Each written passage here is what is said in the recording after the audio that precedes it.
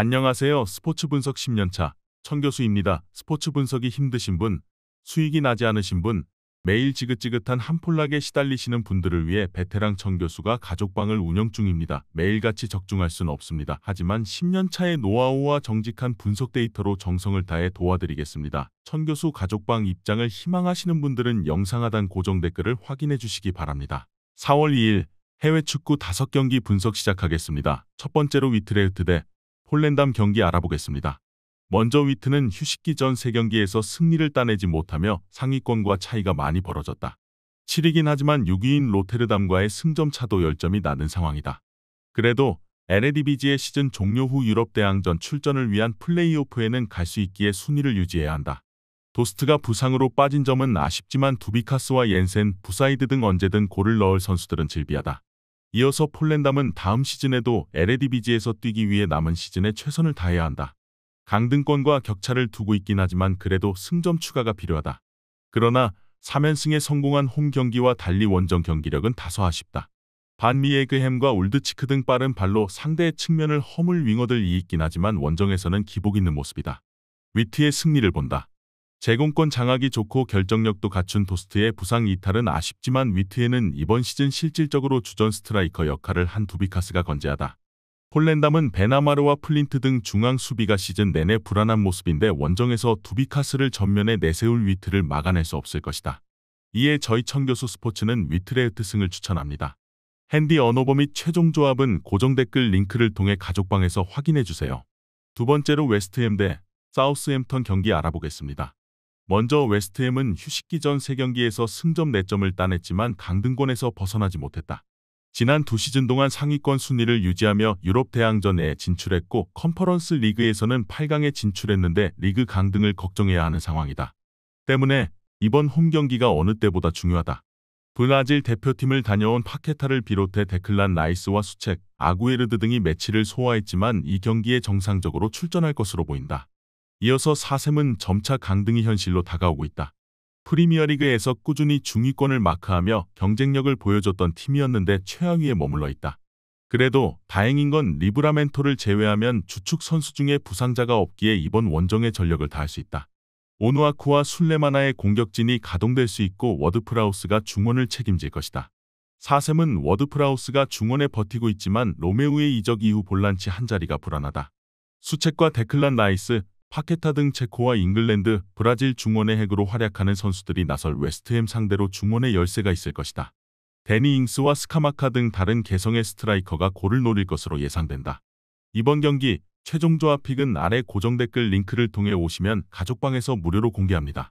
영상 잘 보셨나요? 나머지 경기들 보시기 전에 천교수 스포츠 조합 픽 받는 법 알려드리겠습니다. 앞서 말씀드렸다시피 핸디 언어버 최종 조합 픽은 가족방에서 매일 최신으로 공유 중입니다. 가족방 입장 원하시는 분들은 영상 하단 고정 댓글 확인해주세요. 나머지 영상도 재밌게 시청해주시고 유익한 정보 얻어가시기 바랍니다. 세 번째로 몬차 대 라치오 경기 알아보겠습니다.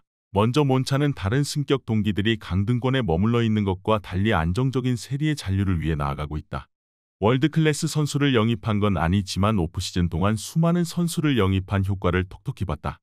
세리의 B클럽을 경험했던 센시와 페타냐, 마리 등이 팀의 중심을 잘 잡아줬고 페시나의 중원 경쟁력도 확실하다. 이어서 라치오는 리그 선두인 나폴리전 승리에 이어 로마 더비마저 승리하며 2위까지 치고 올라왔다. 팀의 주전 스트라이커인 임모빌레가 부상으로 빠진 상황에서도 좋은 성적을 냈다.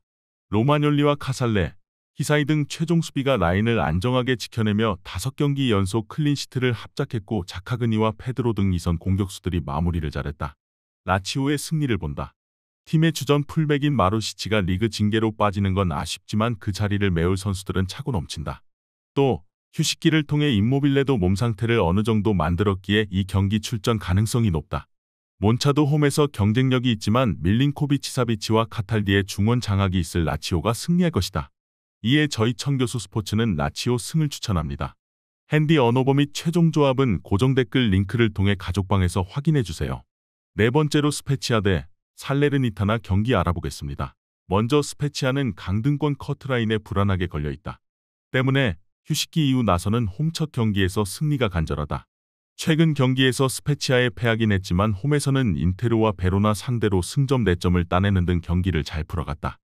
에크달과 에스포시토 등 중앙에서 점유율을 가져갈 선수들이 있고 은졸라는 하위권 팀 공격수 중 가장 위력적인 공격 옵션이다.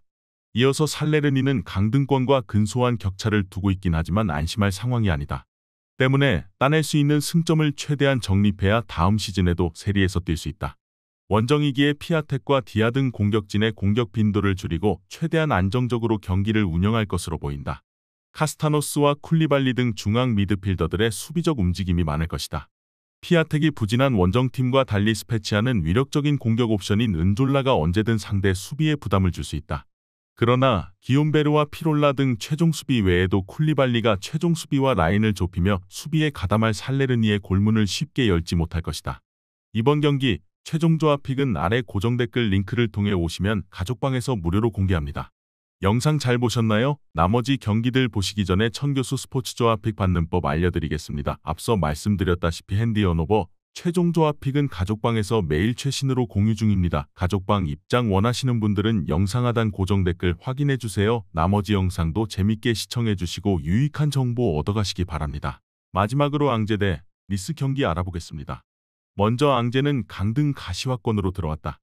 10경기가 남은 상황이긴 하지만 최소 4연승 이상을 거두지 않으면 다음 시즌을 리그2에서 뛰어야 한다.